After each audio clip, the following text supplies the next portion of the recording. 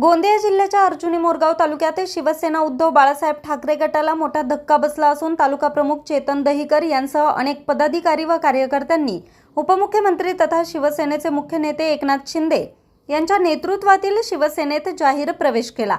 ठाणे येथे झालेल्या पक्षप्रवेश सोहळ्यात एकनाथ शिंदे यांनी सर्वांचे स्वागत करून भावी राजकीय वाटचालीसाठी शुभेच्छा दिल्या। भगवा झेंडा हाती घेत शिवसेनेत प्रवेश केला।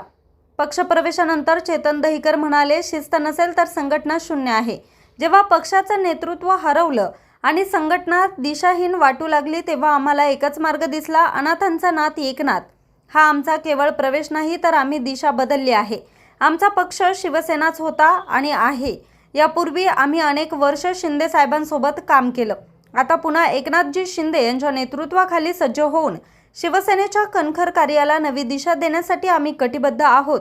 यावेळी उपस्थित कार्यकर्त्यांनी जोरदार घोषणाबाजी करत शिंदे यांच्या नेतृत्वावर विश्वास व्यक्त केला।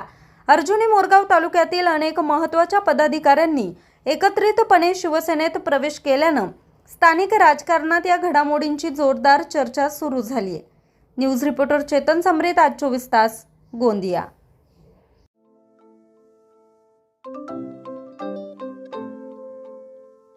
नवनवीन आणि ताज्या घडामोडींसाठी आज 24 तास सबस्क्राईब करा।